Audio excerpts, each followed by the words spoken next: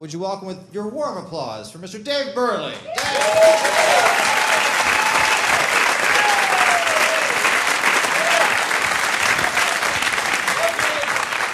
Thank you. This is wonderful. As comedians, we work like 45 minutes a night, so this is like a 40-minute vacation, really. This is the way I'm looking at it. It's weird because, you have to fill up your day with stuff as a comedian. And what I like to do recently, I've been going into Starbucks, and I got tired of ordering my coffee in the same way. So now I changed it up. I become an actor from a movie from the 1930s. And the gal, she'll say, "What'll you have, sir?" And I said, "Listen here, you. I want a latte, see? I think you call it a grande. And I want extra foam on there, but not too much foam to where it's hanging off my upper lip and making me look queer. And by queer, I don't mean gay. And by gay, I don't mean happy.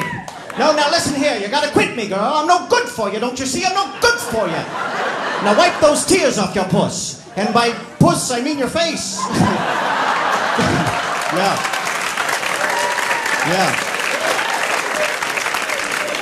Another thing I do now, I go into the Department of Motor Vehicles with $200 in 20s, right? And I don't have an appointment, but I get in line, and then when my little number comes up there on the Keno board, I stand up and say, "I won!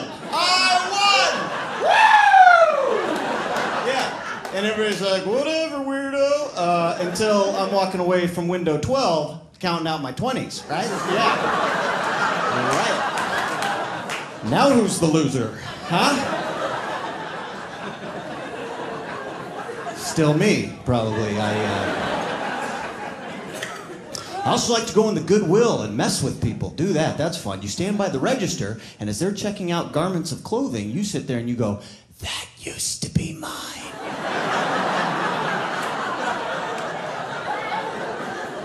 Take good care of it.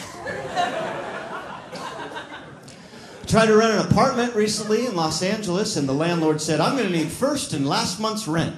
And I said, "I'll give you first month's rent, but I hardly think it's my responsibility to pay you last month's rent."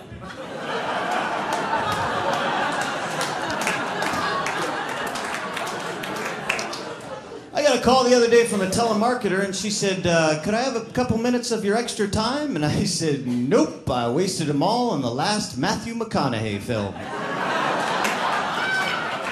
All right. Yeah. Some other things I like to do, I'm teaching my dog Spanish. Some words he gets better than others. In English, I'll go, "No, no." And then in Spanish, I'll go, "No, no." And, right. I think he's starting to speak the language, because when I got him as a puppy, he'd go, "Roof, roof." And now he goes, "Roof, roof." Yes, he rolls his R's very well.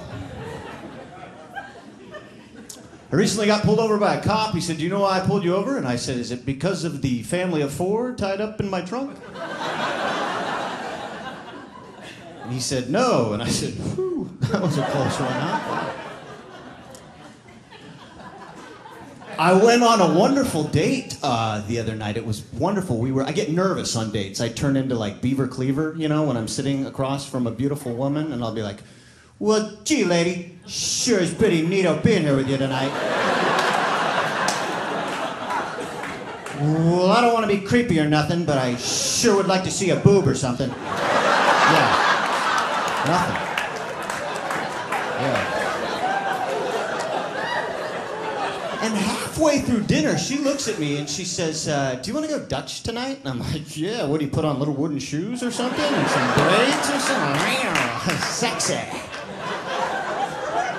And no, she said, "Do you want to split the bill?" And I said, "Split the bill, do the windmill, whatever, baby." Woo! And she got a little uppity. She's like, "What was the last thing you read?" And I'm like, "Hello, the menu. You were here 12 minutes ago." And yeah. I'd get married. I think the paternal instinct is kicking in now. I sometimes think I'd like to hear the pitter patter of little feet around the house. And well, I should probably tell you, Little Feet is the young Indian boy I'm trying to adopt right now. I passed on his brother Roughhouse, also known as Sitting in Corner. So, because my friends, they're all married now, living vicariously through me. You know, they'll call me up and they'll say, Dave, what'd you do last weekend? I said, I went to a movie. They said, really? Which show? And I said, the 10:30 show. You tell married couples with kids that you went to a 10:30 movie and they think you're partying like a rock star. Oh, yeah. Oh, my God, you must not got home till 1. Are you crazy? Oh, my God.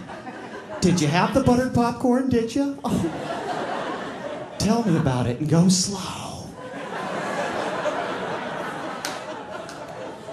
And these married couples, they're in therapy now. I have friends going to date night. And I said, what's date night? And he said, that's where we set aside one night a week and we go on a date. And I'm thinking, that's a great idea. Unless, of course, only one of you can find a date. Yeah.